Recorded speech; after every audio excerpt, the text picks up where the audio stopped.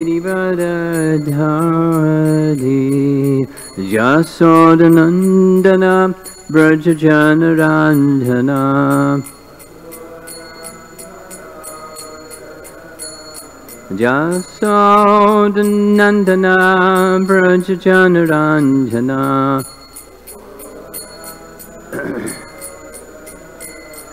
Yamunatiravanachadi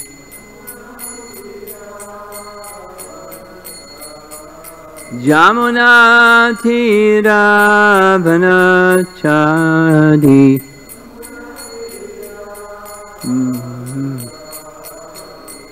Jaya Radha Madhava Kunja Bihari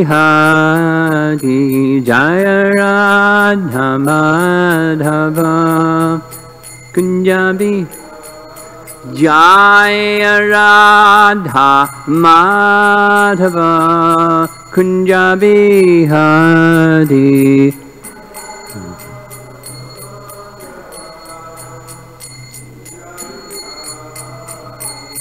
Gopijana Balabha Girivardhari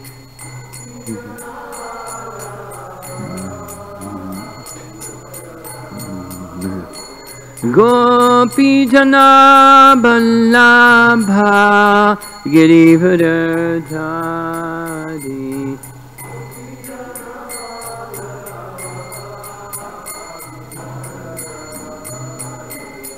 Yasodanandana Brajajanaranjana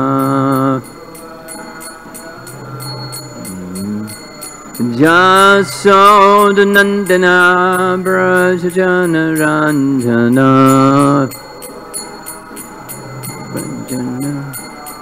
Yamunatiravanachadi Yamunatiravanachadi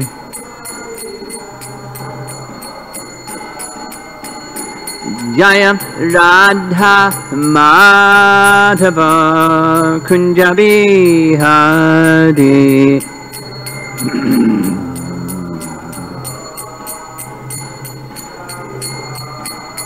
Jaya Radha Madhava Kunja Bihari Madhava Kunja Bihari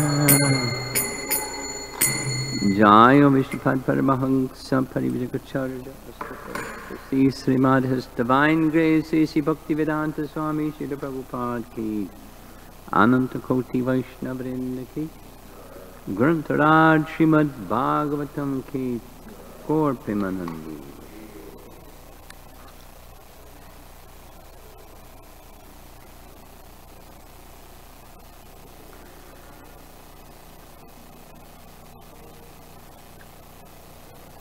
Om Namo Bhagavate Vasudevaya Om Namo Bhagavate Vasudevaya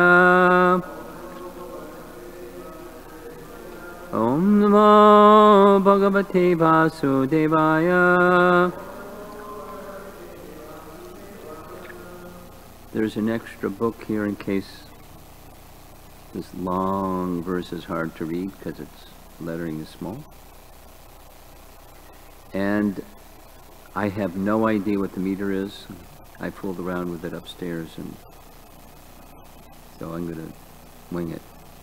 It's not the right meter.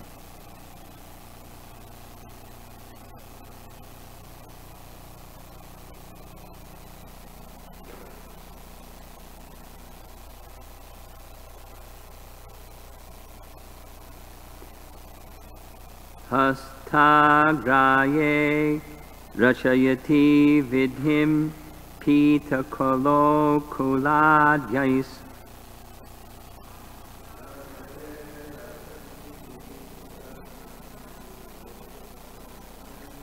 Chidram Yantar Nihita Vayuna shikya bandhadeshu tatvit.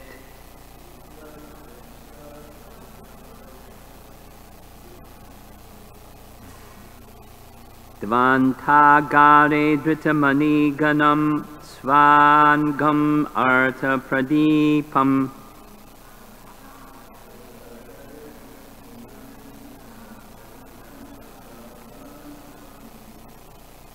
Kale gopyo yarhigraha krityeshu suvyagra chitta.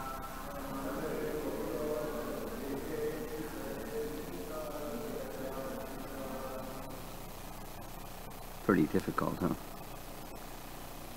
Hastyagraye rachayati vidhim Pita kalolu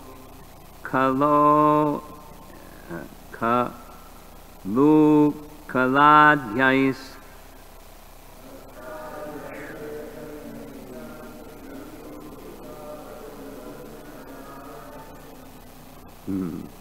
Chidram yantair lihita vayuna shikya bandeshu tatvit.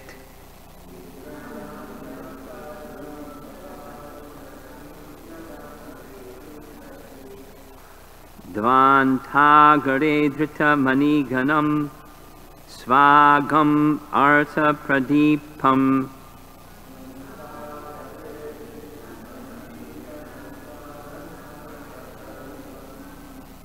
Kale gopyo yarhigraha krityeshu suvyagra chitta.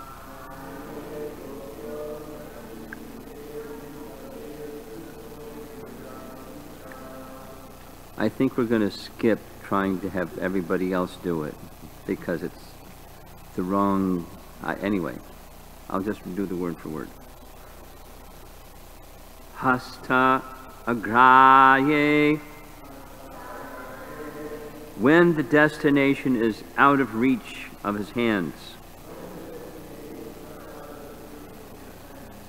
Rachayati. He arranges to make.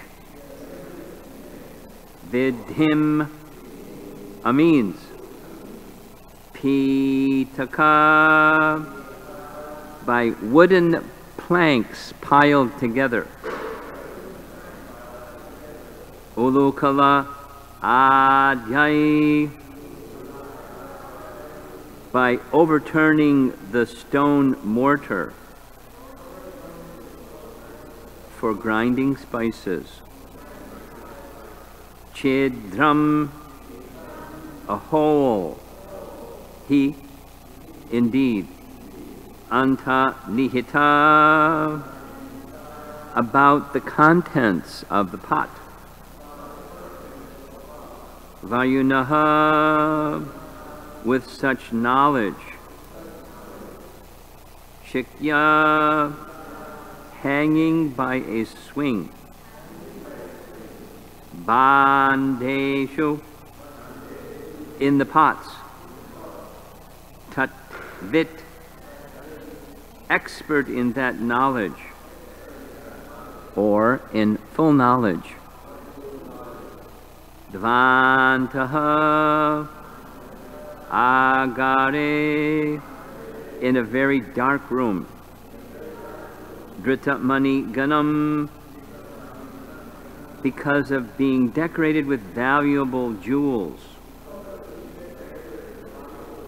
Sva angam, his own body. Artha pradipam, is the light required for seeing in darkness. Kale, after that, in due course of time, Gopyaha, the elderly gopis, Yarhi, as soon as, Griha Kriteshu, in discharging household affairs. So Vyagra chitta are busily engaged. So, long verse with a long translation. When the milk and curd are kept high on a swing hanging from the ceiling, and Krishna and Balaram cannot reach it, they arrange to reach it by piling up various planks and turning upside down the mortar for grinding spices. Being quite aware of the contents of a pot, they pick holes in it. While the elderly gopis go about their household affairs, Krishna and Balaram sometimes go into a dark room, brightening the place with the valuable jewels and ornaments on their bodies, and taking advantage of this light by stealing.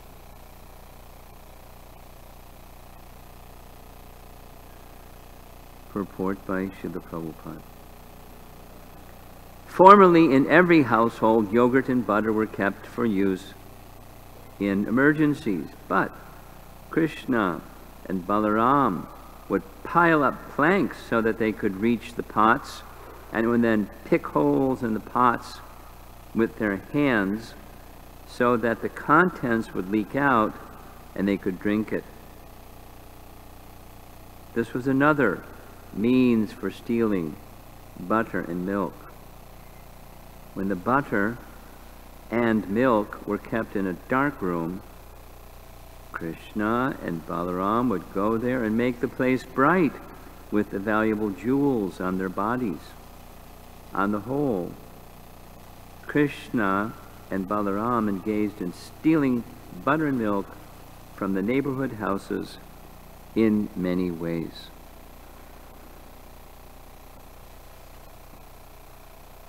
And the next verse is equally long. Maybe I'll find somebody that knows the meter.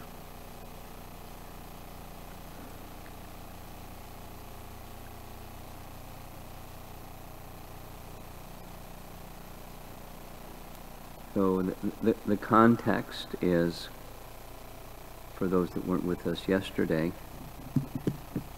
this is Krishna's childhood pastimes. The topic is Lord Krishna shows the universal form. So coming up shortly is that Krishna shows Mother Yasoda the whole universe within his mouth, the whole universal form within his mouth.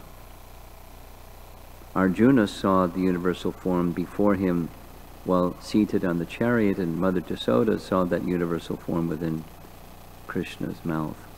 Of course, slightly different description.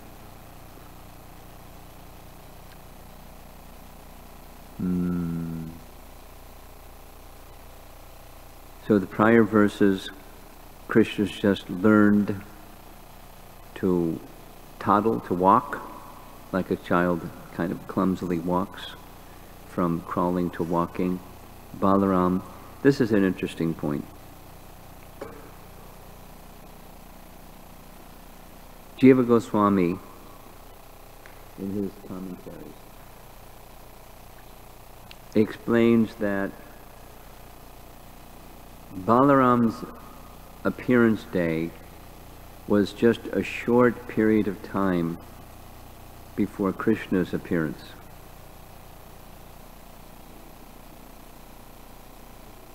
Because the seventh child of Devaki was Balaram, and Balaram was transferred to the womb of Rohini. So if Balaram was transferred to the womb of Rohini,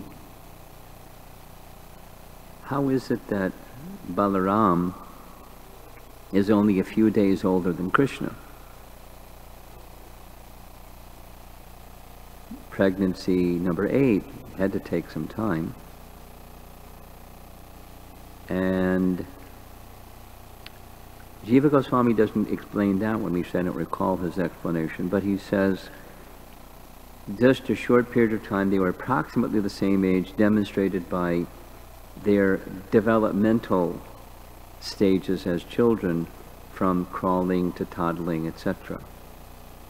They were about the same age, Balaram, the elder brother, by some number of days. And I'll, before tomorrow morning, I'll look up and see what Jiva Goswami says, if I can find it.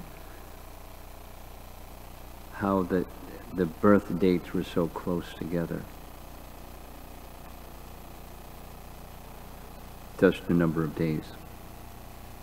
In any case, they're about the same age, it's only days apart.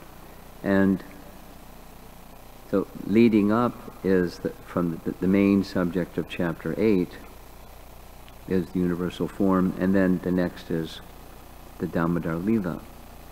So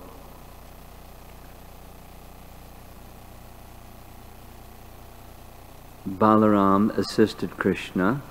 Here we have the gopis assisting Krishna, or assisting Mother Jasoda, the eternal associate of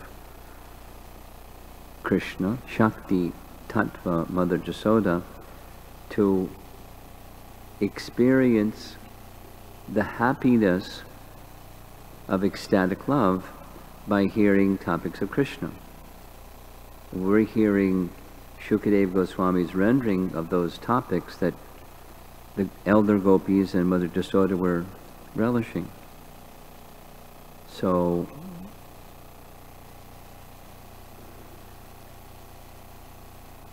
we're very fortunate. We don't have the feelings of the parental love or ecstatic emotion that Mother Jasoda was experiencing, and they were experiencing. And the pastimes of Krishna are to help create the circumstance for topics about him that they could enjoy.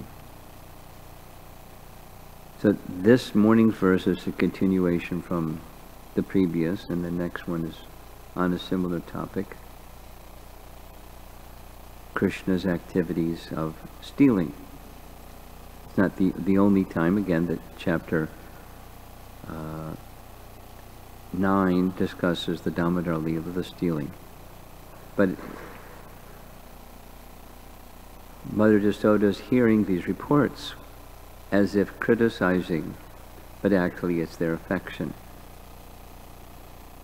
And so yesterday we heard the preliminary, one part I neglected to mention, is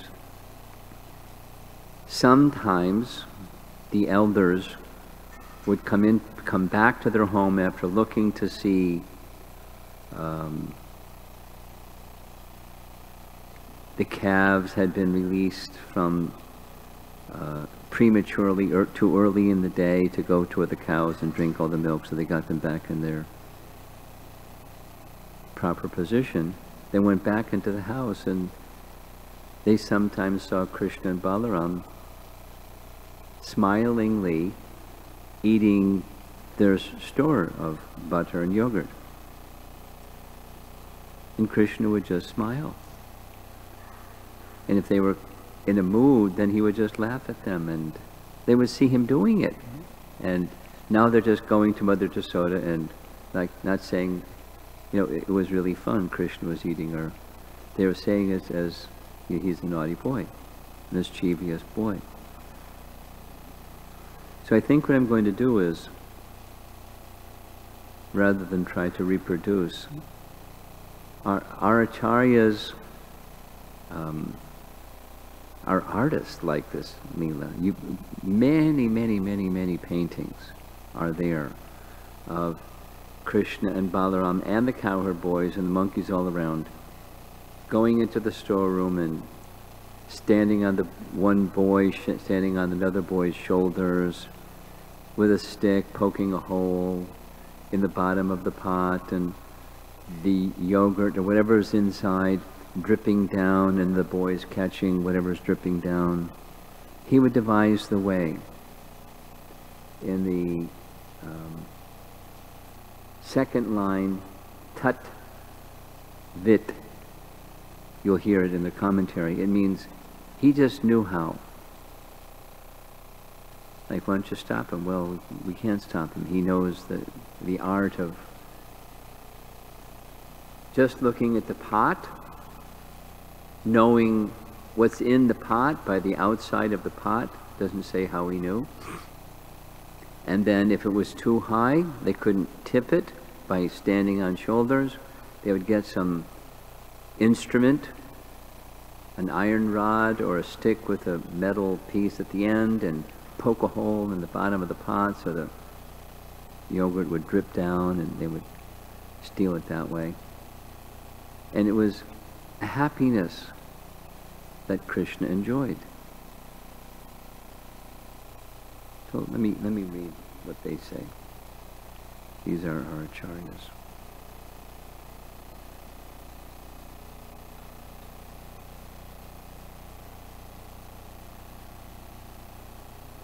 So this is the way that the commentary is done. It's as if it's a dialogue between. It's not just so.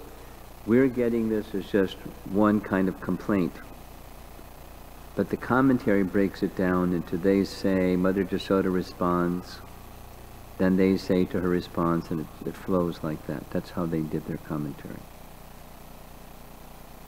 So this is Vishwanath and then Jiva Goswami. Vishwanath writes, another day he entered another house, and not being able to reach the pot, he thought of some method. Sometimes he piles up seats, or climbs on a mortar, or on the shoulders of other boys. He knows what is in the pots hung by string from the ceiling, just by seeing the exterior.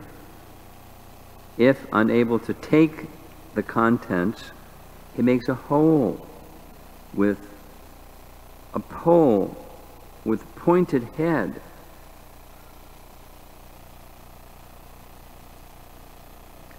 A sharp iron point at the end of a stick. He knows all about this work. Tad vit. What's that? How to put a hole in the pot.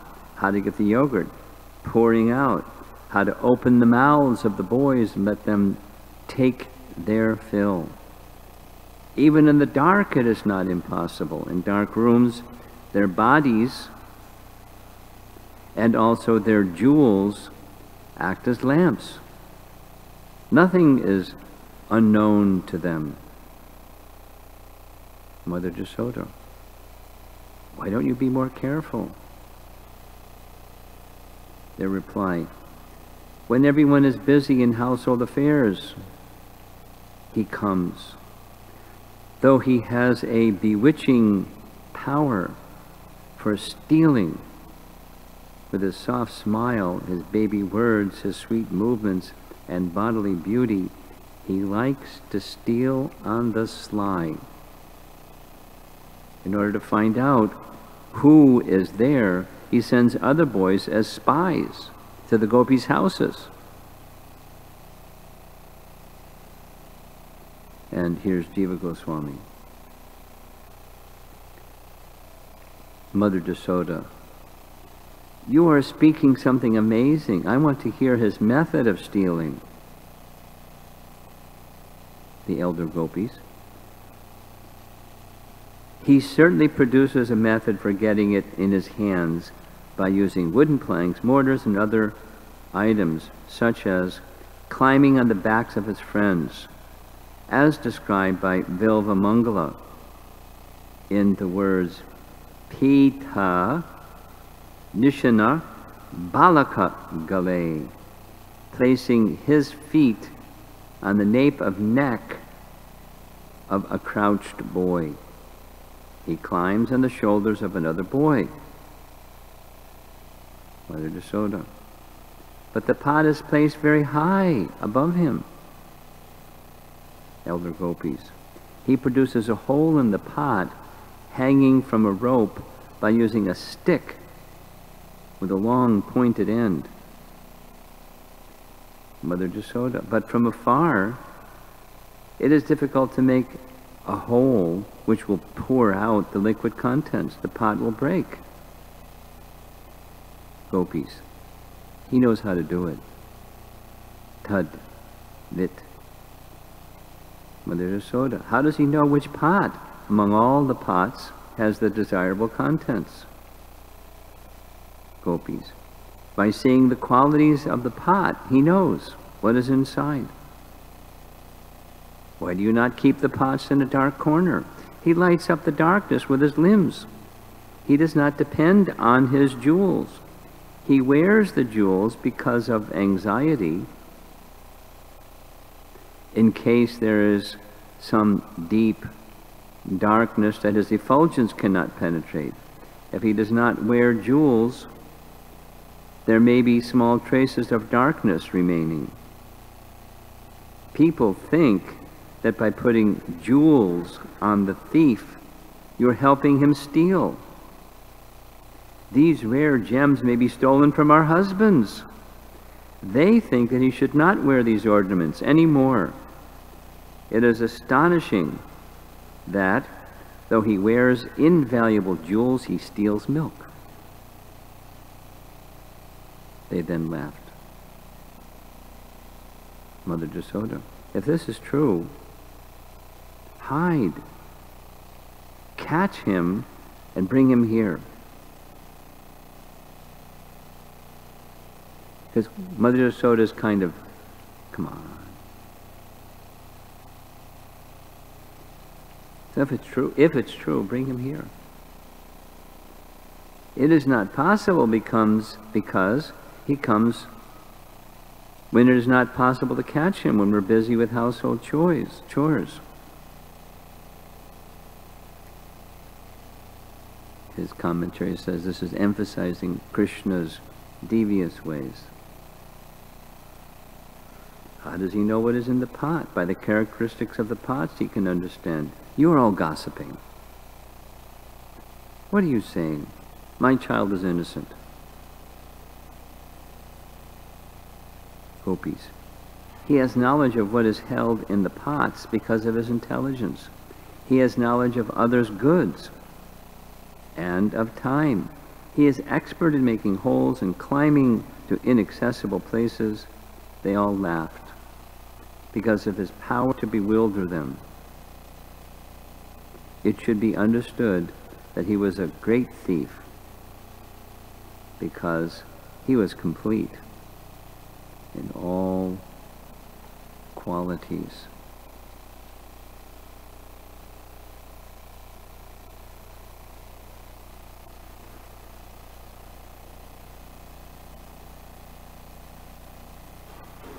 We discussed this yesterday, but no harm to repeat it.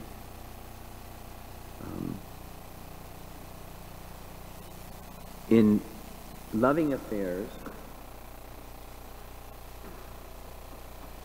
sometimes the object of love is described or characterized with apparent dislike or unhappiness.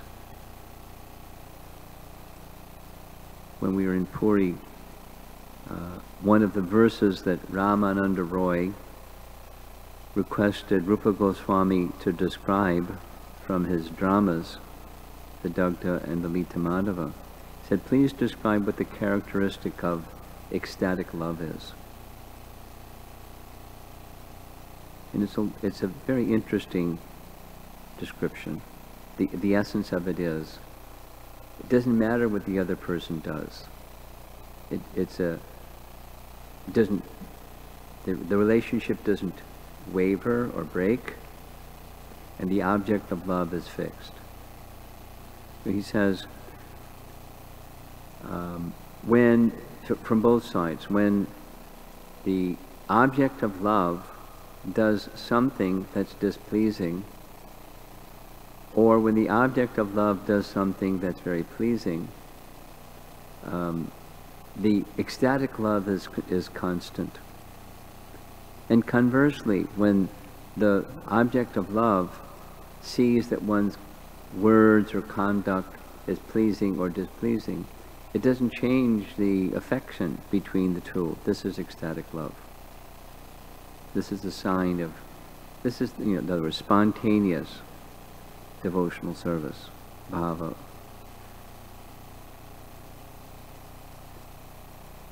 So that for worldly people, someone comes into your house and steals, into your storeroom and steals. It's disturbance. It's unliked, and it's just like not okay. Now they're speaking in this way, and they're also laughing in this way. They're enjoying Krishna's mischievous pastimes. They don't hold it against Mother Jasoda. They want her to correct him. Now, this is preliminary because she's saying, I don't believe you. And how many cows does Nanda Maharaj have? He has so much, but why is he going to other places to steal? I don't believe you. Now, she's not like angry at them or anything. She's just, again, amongst the associates of the elder Gopas and Gopis, they have an affection for one another that's also unbreakable, because it's in relation to Krishna. That relationship is also unbreakable. It's all of spontaneous nature. So she can say such things, and they can say such things to her. They can have such feelings towards Krishna. She can have such feelings towards him also. And doesn't change. The ecstasy of love doesn't change. There's variegatedness without contamination. There's emotion without displeasure.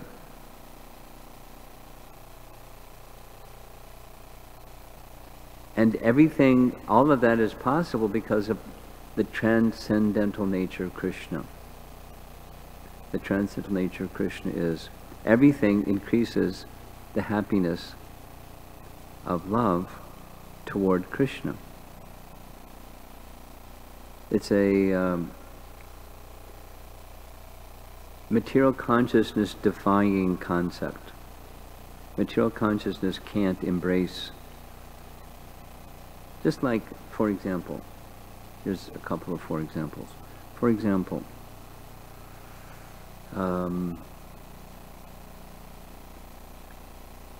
Krishna becoming angry.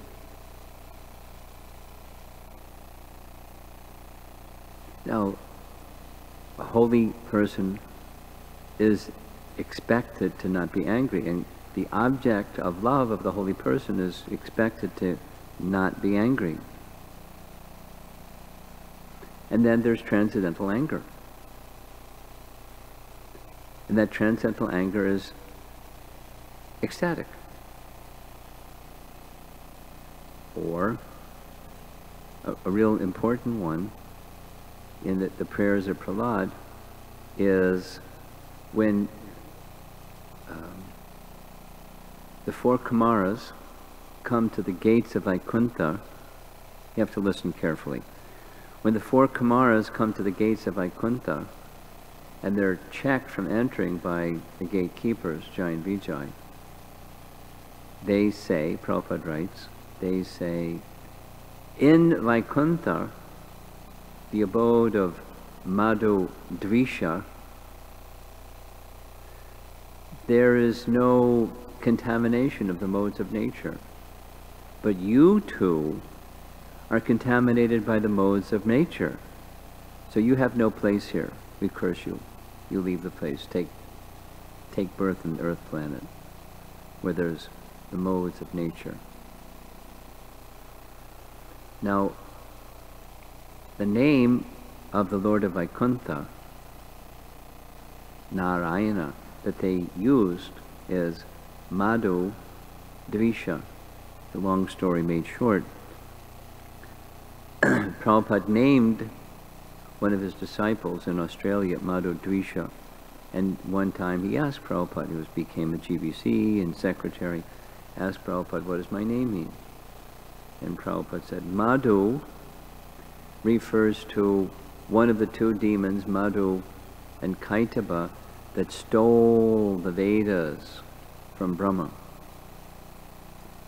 And Vishnu responded to the appeal of Brahma to check them, and Dvisha means envy. He spoke in the moment before about anger. Here's envy. Like Lord Nrsingadev, he was angry. And here is Madhu, is Dvisha, envy. So Madhu Dvisha said, how is this possible? How is the Supreme Lord envious? He's the Supreme Lord. He's the most powerful. He's the controller of everything. Nothing is outside of his control. How can he be envious? Prabhupada, everything is possible. Everything is there in the Supreme Lord. Envy, dvisha, or dvesha, like living entities take birth in this material world overcome by raga and dvesha. So that's the material kind of dvesha, but there's a spiritual kind.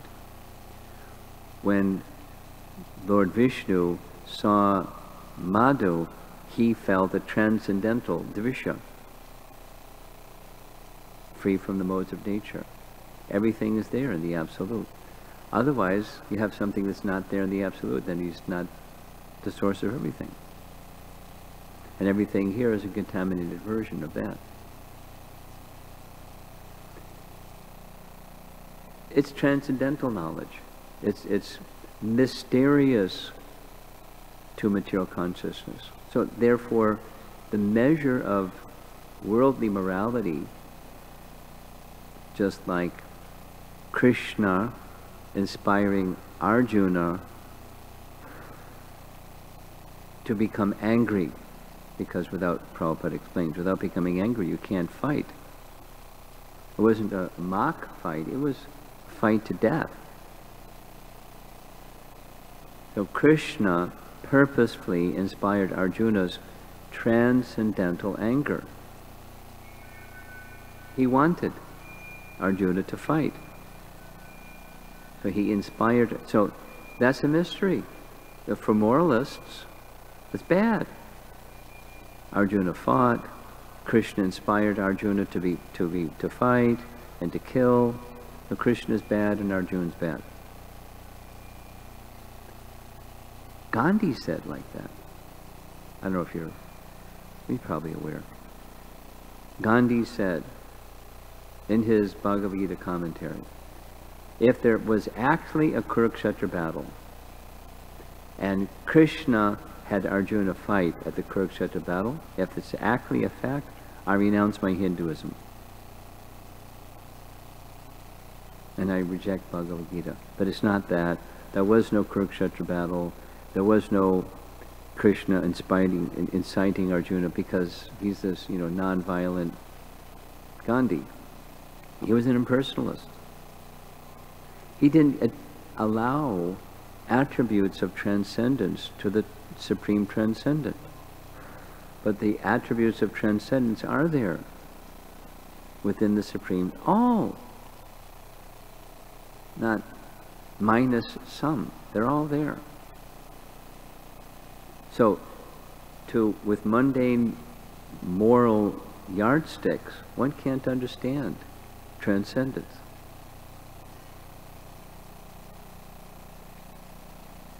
It's a problem for worldly people to really embrace Bhagavad Gita. It can be a problem for devotees to really embrace Bhagavad Gita. And certainly reading pastimes or Krishna stealing, and he's being, he's loved. Or, extended further, Krishna's with the gopis, and it's immoral. And scholarly people, or even not so scholarly people that come to know, they have doubt.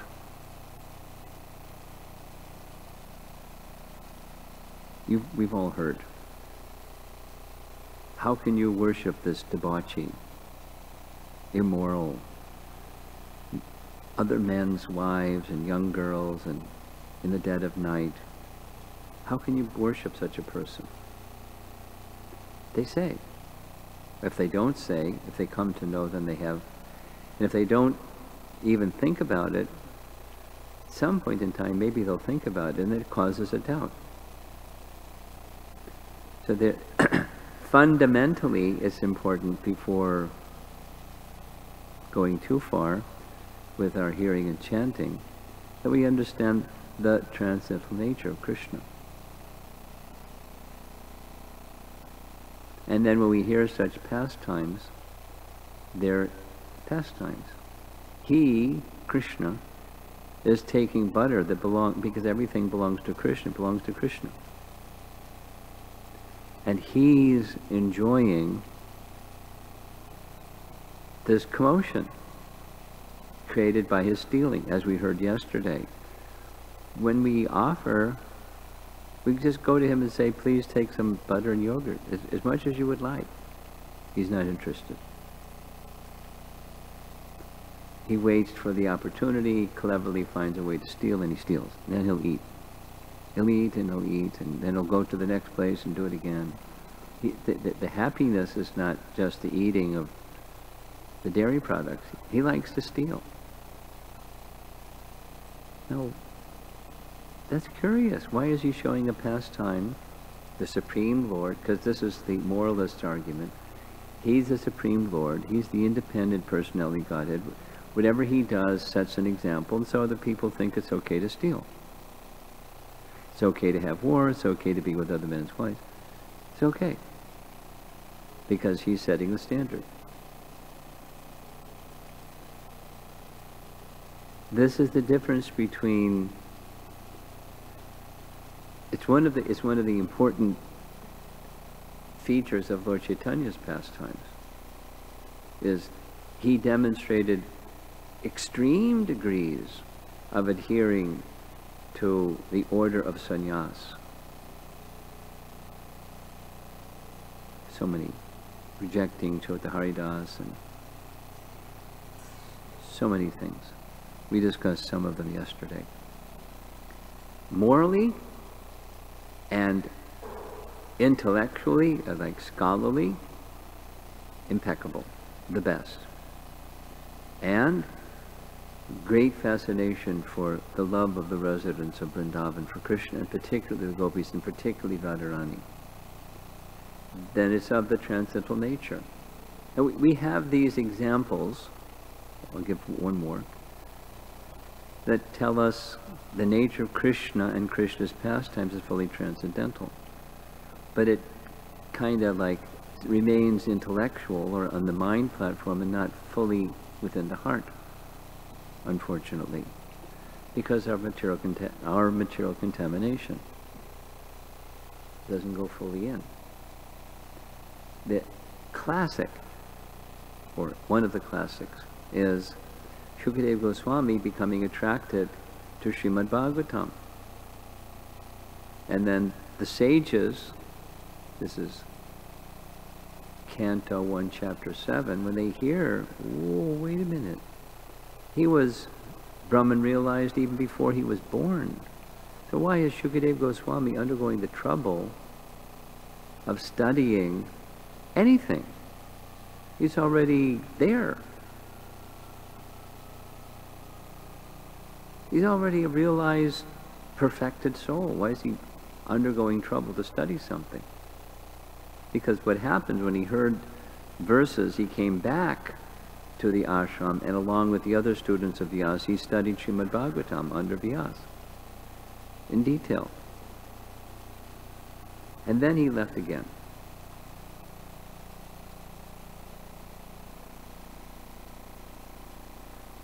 But he heard Srimad Bhagavatam in detail from Vyasa. So why did he do that? Because the wonderful pastimes of Ajita was more attractive than the neutrality position of Brahman realization. Meaning, the implication is, the pastimes like these pastimes, Krishna stealing, is more attractive than transcendence and neutrality, what to speak of more attractive than morality. Now, in this world, people have trouble being moral, to say the least. Trouble being in the mode of goodness, which is the platform of morality. So how do you go beyond morality to get people to be transcendental when they're degraded? You have to teach them morality. They have to have proper conduct. They don't know what to speak of what's the goal of that proper conduct. They don't know that either. It's like the age of Kali. It's very dark.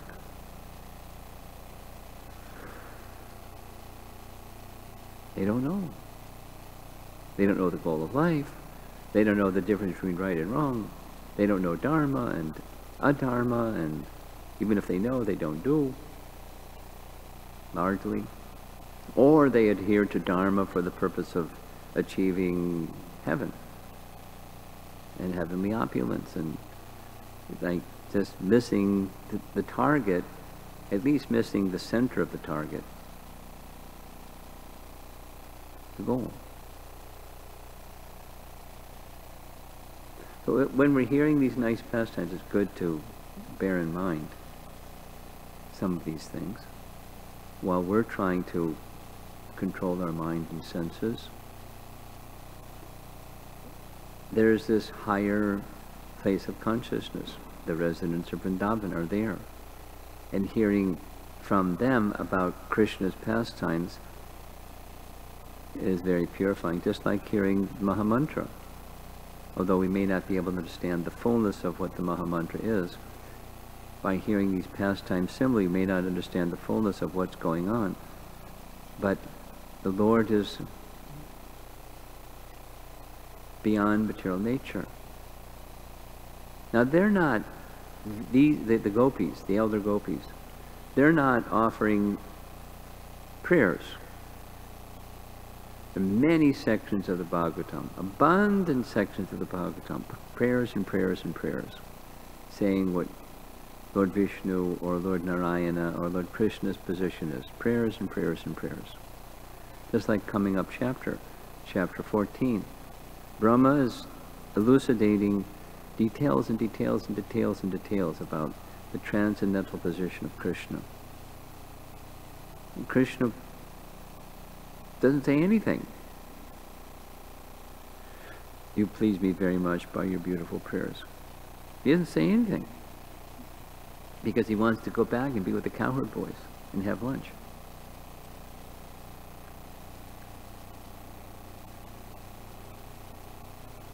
But no harm with those beautiful, beautiful, beautiful prayers in so many other sections. But when we hear of the Bhagavatam that have such prayers, but when we're hearing these wonderful pastimes of Krishna directly from Shukadeva Goswami, this is the Lord of Transcendence, and he likes stealing that which is his.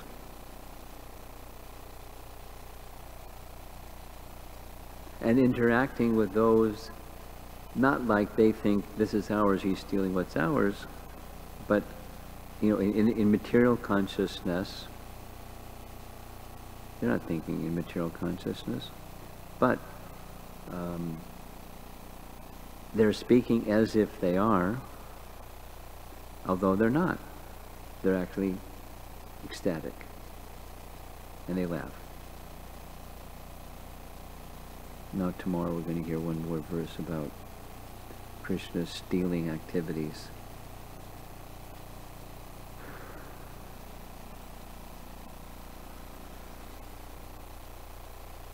Any discussion? Yeah.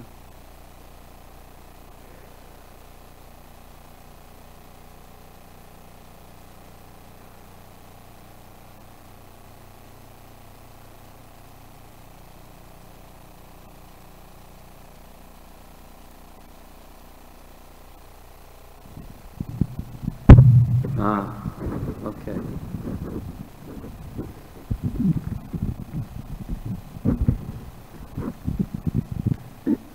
Stand by, who's going to be the next person. Go ahead. Romapada Swami, you were mentioning that that persons may not understand transcendental morality. So you were saying, perhaps one can even teach mundane morality. Yes. So the question is that I wanted to ask, if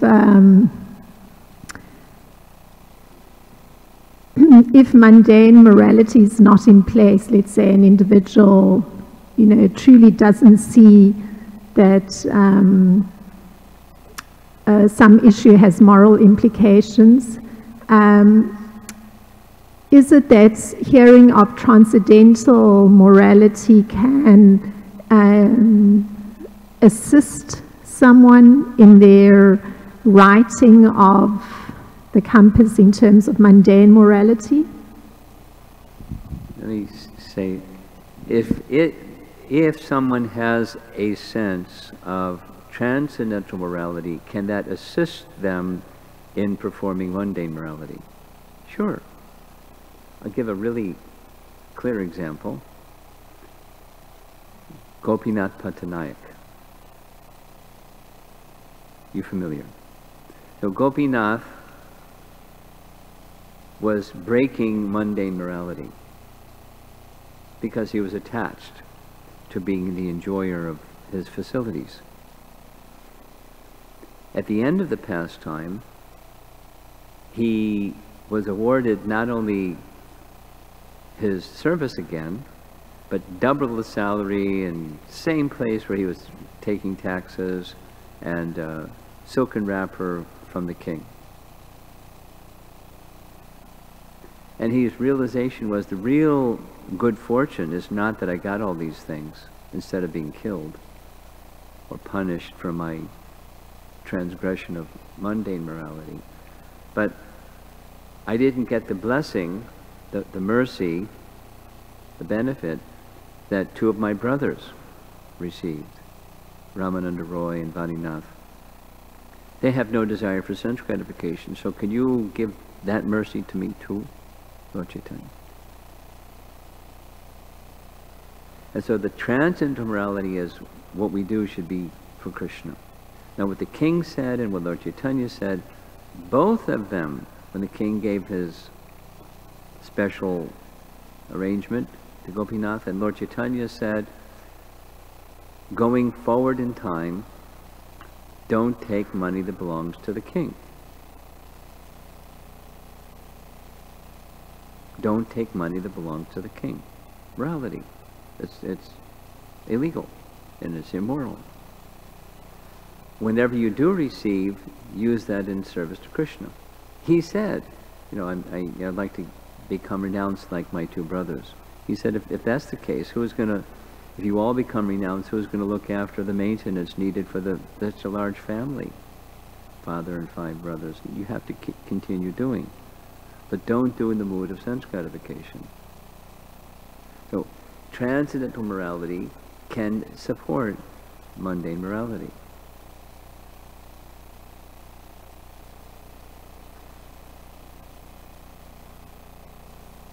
Yes. And, who's got a clear picture of what transcendental morality is? Well, a transcendental personality will know what transcendental morality is, and otherwise people don't have a clue. They can guess.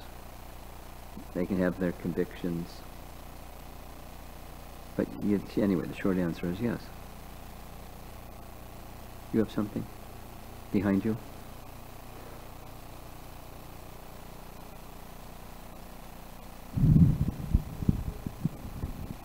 Hare Krishna Maharaj. Maharaj, we were hearing that wherever Krishna went, all the darkness was removed by the jewels he wore and his his transcendental form. So I was thinking that wherever Krishna's pastimes are, they remove all the darkness within the heart as well. But it seems like all of this, the starting is with hearing Shravanam. So, like, how could we increase the quality? How do we do what? Increase the quality of hearing. Well, it takes purification, and through purification, quality will increase. So, sustained over time helps increase quality. Hearing in a regulated fashion, hearing from the right sources, hearing in the right mood, helps increase the quality of one's hearing. Right mood of, say, mood of faith. I may not understand, but let me continue to hear because it will nourish faith. And faith will be nourished by the good, all those other things, good association, regular hearing. The instruction to do so, the instruction to engage in ardent hearing, Prabhupada's writing, ardent hearing. So the instruction to do so is an impetus. Simply because he said so, we try. Yeah.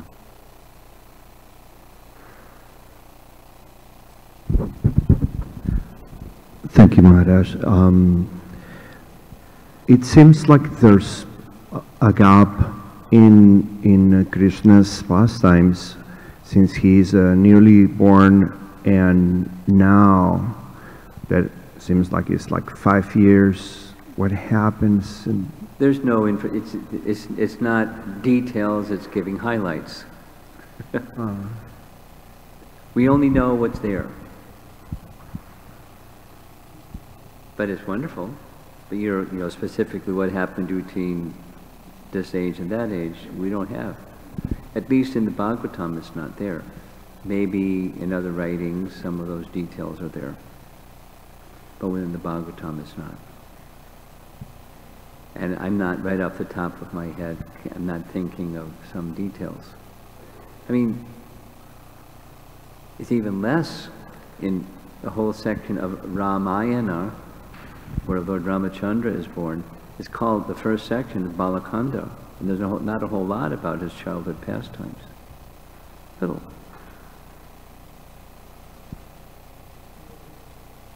I'm sure, I don't know offhand where, but I'm sure there's sections that detail and detail and detail those pastimes.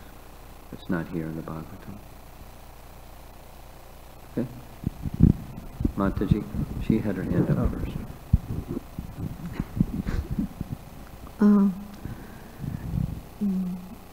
One thing that struck me was you said till one is not free from the modes of material nature, one cannot understand Krishna's transcendental pastimes. Mm-hmm.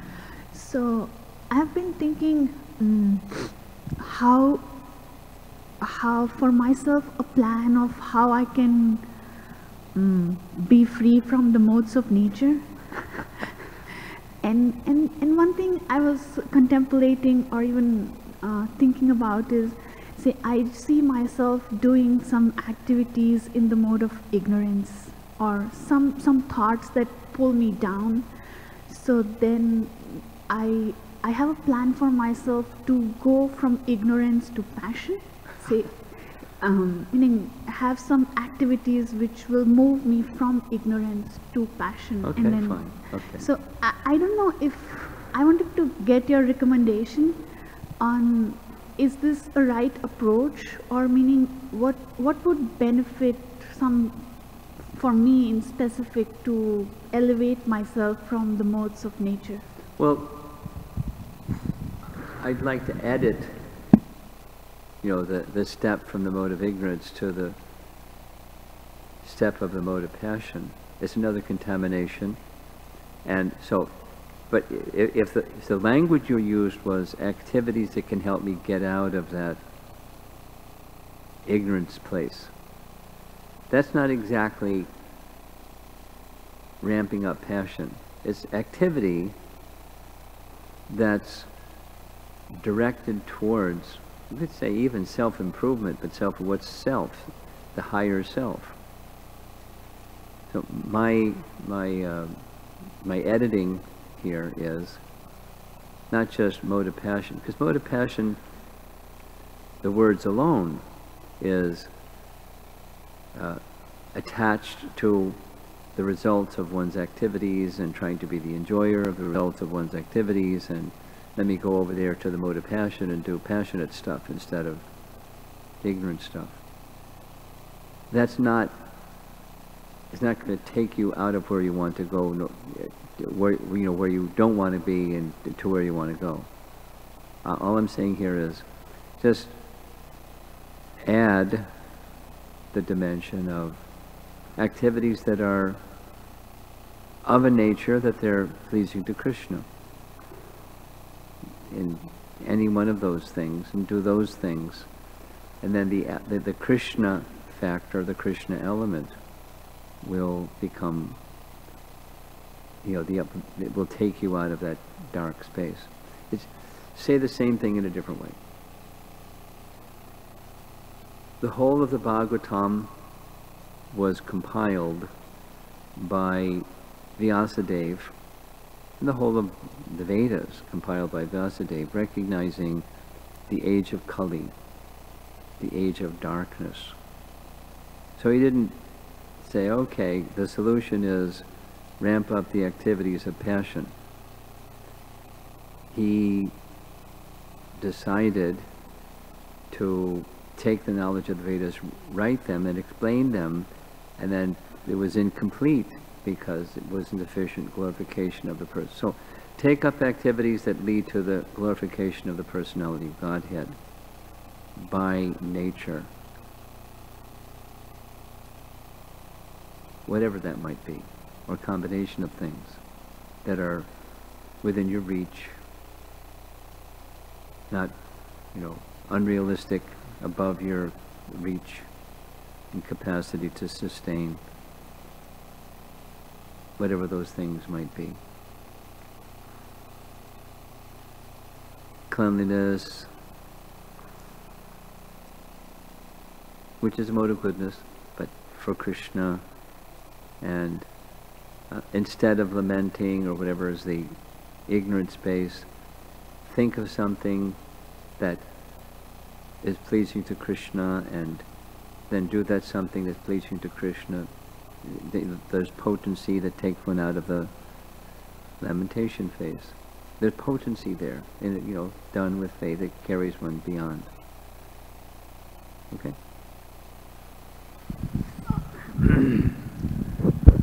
Hare Krishna Maharaj. This is a very nice, wonderful class today. Very nice. So many things you explained, gave so much intricacy. I could not catch one thing you said, like that discussion between Ramananda Rai and Rupa Goswami. Can you please repeat that object of love? Want me to say it again? Yeah, please.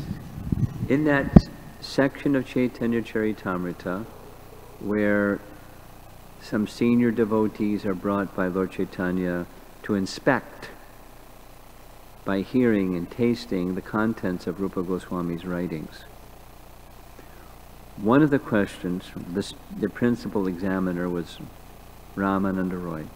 So Ramananda Roy asked, could you read that section that describes the nature of spontaneous devotional service, or ecstatic love, or something like that?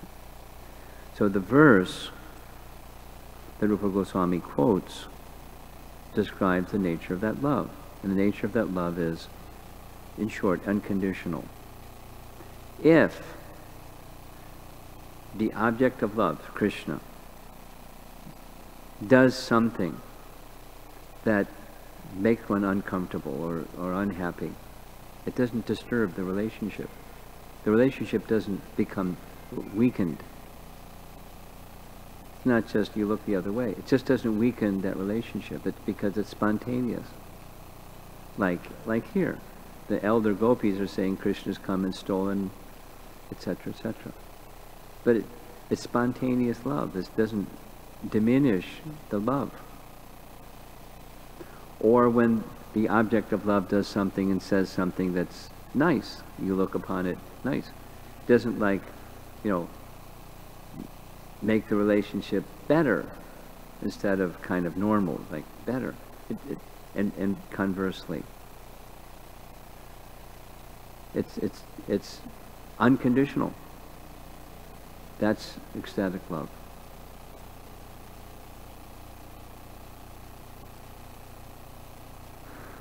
When I do something in relation to the object of love that's not so pleasing to the other person, it doesn't diminish the nature of that relationship. That's ecstatic love. So when the object is Krishna and Krishna's devotee does something that's untoward, Krishna will correct it, but Krishna doesn't hold some negative feeling towards that person, that devotee. Shipram bhavati dharma. He corrects the situation, makes things nice again, because of his love for that devotee. That's the nature of pure love or ecstatic love. Okay. Last question.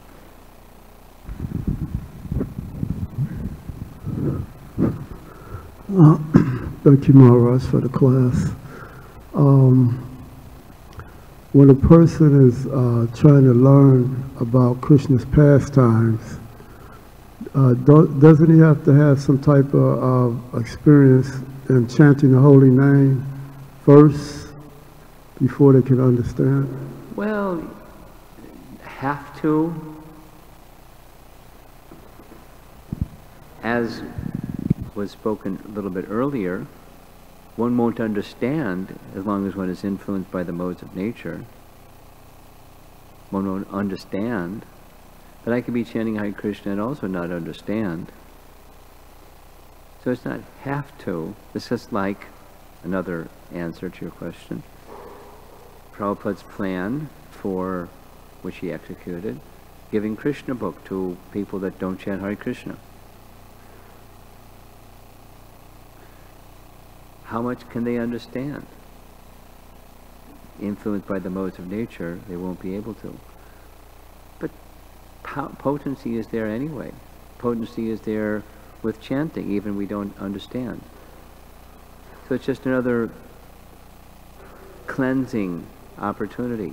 Spiritual potency being extended to others' opportunity. So one can read, if one hasn't chanted. Not have to. That was your language. Okay? Is that all right? Okay. Srila Prabhupada ki jai.